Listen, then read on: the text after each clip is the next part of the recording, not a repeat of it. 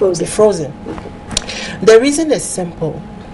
We have come a long way, and unlike the predecessing salary structure, which was the GOSS, this new pay policy is backed by law, and it has an institution, the Fair Wages and Salaries Commission, that has been set up by statute to manage it.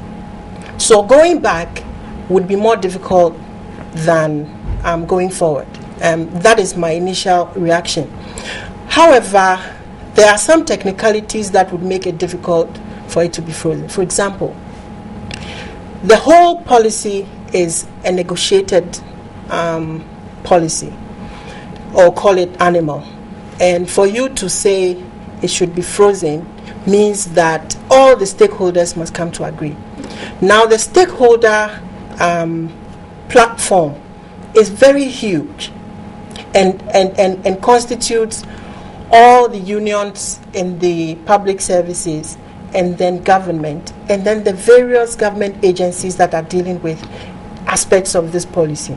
So it's not easy for one party within the stakeholder forum to just say, yes, it is freezing. However, last year at the whole forum on the single spine, there was a unanimous agreement that freezing it or cancelling it or stopping it is not the way to go. It is not an option.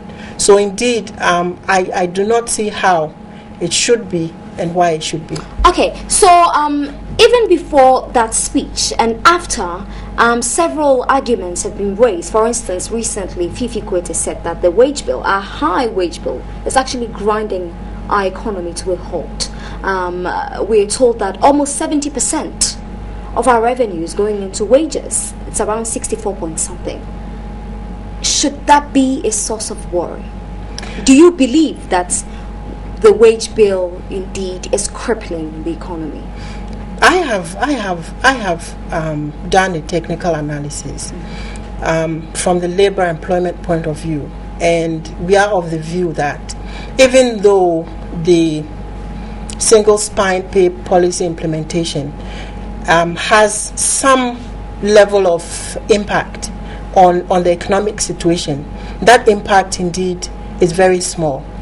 I also know that Dr. Ba Boateng, I believe, of UG, has done a labor economics analysis, which presentation he even did at Ho last year, to show that the impact really is not that much. Why? Because we believe, and I agree with him, because my analysis tallies with his, that the wage bill generally, since, say, around 2006, and I did my analysis from around 2002, has been averagely high.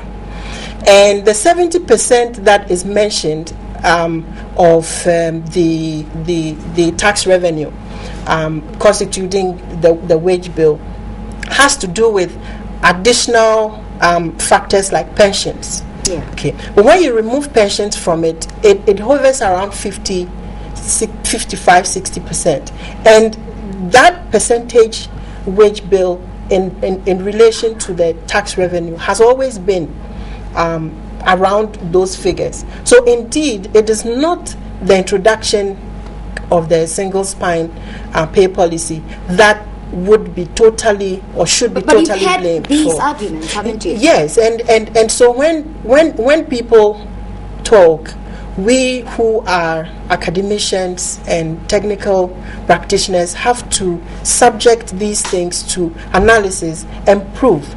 And I, as an academic as well as a technical practitioner, have put those things to analysis, and I know there's no modicum of truth. There's no truth in it. If there's some truth in it, the impact is not that great. And let me also add that, you see, we talk about the wage bill as if it is a holistic activity or something.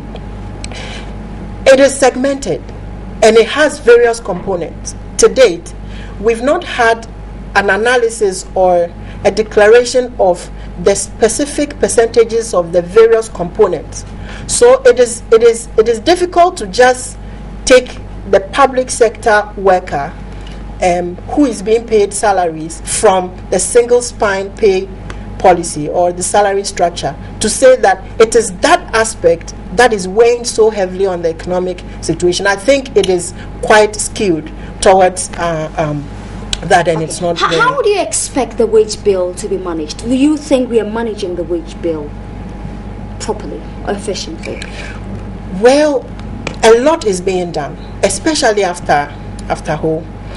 The problem had been, and everybody agrees, the implementation processes, that there wasn't enough education, and we also think that some politicians made comments about the policy as though the policy was supposed to come and take away the woes of the Ghanaian public sector worker, which wasn't it. It was basically a wage rationalization exercise that was supposed to bring about equity within the wage system, public sector wage system. So it wasn't necessarily a process to add money to people's salary, but to bring fairness. So having said that, the implementation, we didn't have a lot of education, so people did not understand the system too well, and when it started rolling out, they had some challenges with it, and so more dialogue and talk needed to be had to reach some level of understanding. Another one is the administrative processes of managing public sector workers. That is the human resources component and also the employee relations component. So human resources processes like performance management, motivational processes, internal employee relations systems that makes sure that employees have access to enough information about their pay and their job and conditions of service. These things were not properly structured within the public sector, and a productivity movement is ongoing, and the Public Services Commission is in the process of also putting some of these HR processes in place. So indeed, let's give it a few months, maybe this year, and then we can review it again and see whether the processes that have been put in place is helping or not. Okay, now let's go back to wages. We earlier mentioned that last year the daily minimum wage was 5.25 cedis. You have any idea what Organized Labour is pushing for this year? No, I don't have an idea, but I think Chronicle or one of the papers broke a figure of around 6. I don't know where is that realistic? I don't know where they got it from. Will that be a realistic figure? I know. Considering how things have gone up. Well, you see, I am not within the stakeholder forum of negotiations. And when you are not in the center of it, it's very difficult to really know where the wind will blow.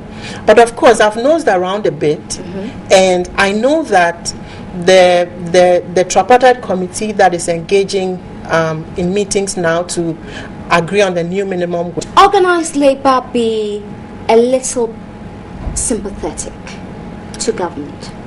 Well, in these times especially. Well, I've studied unions for over 10 years. I've not known them to be people who sympathize.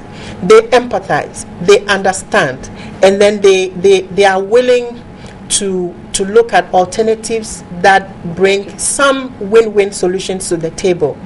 The processes towards getting those win-win solutions is normally what is lacking a bit. But at the end of the day, there are people who really want to listen, who really want to help. That is why good faith is very important from the other side. Do you see it? Do you see good faith between government and Labour? I think that, and my candid opinion is, government seems to be quite segmented in how it deals with labour matters. I know that the Labour Ministry is constantly engaging organized labour on policy levels and also structural levels to have some of these issues that come up really handled. But then you have other segments of government communication network and so on, going on air and making certain pronouncements that don't seem to be in line with what we know is going on. So it becomes very confusing and very difficult to follow. And it will be very important that government can really strategize in terms of dealing with the labor-related problems to provide a uniform front, so that the other side, the organized labor and then employment organization would not be confused in their minds, and then approach negotiations in a very untoward manner. Yeah. Okay. Now, I know very well that the organized labor, for instance, led by Kofi Asamoah, they've been calling for a meeting, a forum, to do an analysis of the wage bill, because they've constantly been blamed for the skyrocketing figures, but that hasn't happened. No. Yes. How do you expect these two stakeholders to properly address these concerns? Because indeed, Kofi Asamoah can sit in his office here in Accra, but that teacher somewhere in Bunkuru who is suffering needs to be told exactly what the problem is and what is happening. Exactly. How do you want them to Well, these challenges? yes, it is not only about that teacher in the north or somewhere in the western region who needs to know. Ghanaians need to know. I know that information liberates. Civil society who have also been interested in these matters, for example, Imani, SEPA and so on, have come out to say that let's declare the segmentations in terms of percentages as to what constitutes the entire wage bill. Absolutely. Once that is published, we get to understand. That has not been done. It has to be done for two reasons. Because law requires that it is done. The Labour Act in under Section 97 talks about good faith negotiations, where parties are supposed to share relevant information. Now, if you came to me in a tripartite forum or in the Public Services Joint Standing Negotiation Forum, and you wouldn't make me understand some of these things, it will be very difficult for you to get me to agree with you, because then you are holding information to your chest and you are saying it is white, when what I feel and what I see, and perhaps your posture and your facial caricatures do not show that it is white, then it becomes difficult. The second one is that technically it makes negotiations not only difficult but sometimes impossible. And it doesn't show good faith, it doesn't result in win-win situations. So getting resolutions from the table then become winding and very long. And we've not researched into that, but I would think that generally it may be one of the reasons why it takes quite a while for us to get negotiated settlements when we negotiate in the public sector. Yeah, I remember speaking to a government official one time about these negotiations, and it was a very informal chat, and I asked the kind of posture the two bring to the table. How do they relate to each other when they go to the table to negotiate salaries? And he said that it is one laborious activity, because people come in and they're not ready to compromise, in both directions. They're not ready to compromise. But you, who does a lot of labor issues, you're a labor expert, labor consultant. When you go into your meetings with them, what do you tell them? What kind of posture should they take to the negotiating table? Well, that is a very, very, very, very good question. I have taken part in some levels of negotiations in the public services. And let me just describe it to you. Before they sit to talk, they are very cordial. They know each other, they are friends. But then when they sit at opposite sides and they start raising the issues, there is sometimes even that antagonistic approach, bullying, power playing, twisting of arms, threats, and so on and so forth. And it doesn't help the situation. There's a new concept of negotiations, not entirely new, but we are trying to push it in Ghana, and that is what the labor law requires or proposes.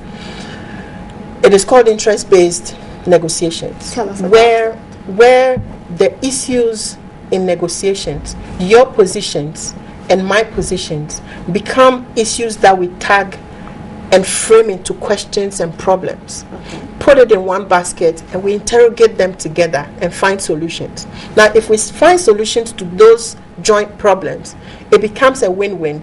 We may not get entirely what we came to the table to get, but we will both walk away happy. But the antagonistic adversarial approach and traditional approach that we use now would normally result in somebody getting beaten. Not beaten as in whipped, but beaten as in conquered. So there's a winner and a loser. And the loser goes away waiting for another opportunity to strike back. And why are we not changing? I mean, what you talked about seems like the ideal negotiation technique, but why are we not adopting this one? I think that I do not think that the stakeholders do not know about interest-based They know about it. But you see, it cuts away power play in negotiations. And you know how difficult it is for you to wrestle power from the hands of people. So they do not, I believe, want to give up that power within a system where they will be counted as equals and then interact to resolve the problem. Another one is also, it is difficult to move from your comfort zone, isn't it? You are used to doing something, decades on end, you have done this, and then now you have to use a different approach. Sometimes it is difficult to come down to ground zero, learn, and then start over, and so on. So I guess. So how do we get there? How do we sensitize our negotiators? Well, I think that we need to persuade, and then also I have always advocated that in these fora, consultants, experts, thought leaders, both from here and outside of the country, should be brought into the system to guide the process. When this happens, there is a shoulder for both parties to lean on, and none of the parties are really feel threatened, and then the process is smoother, and then later, when they are comfortable with it, the third party can withdraw and it can go on. It's some of the ways that we can. You make a very critical point. So it's the interest-based negotiations. Okay. I think we'll have to bring you back to tell us more about it. We need to, educate everybody about it. Thank you very much, Senyor Ajaben, labor consultant, and we've been talking about minimum wage negotiations. We are expecting the new minimum wage, a daily minimum wage, a new one, a living wage. Yes. It was supposed to be announced before May 1. Yes, sure. Unfortunately, it looks like it's delayed. Yes. Okay.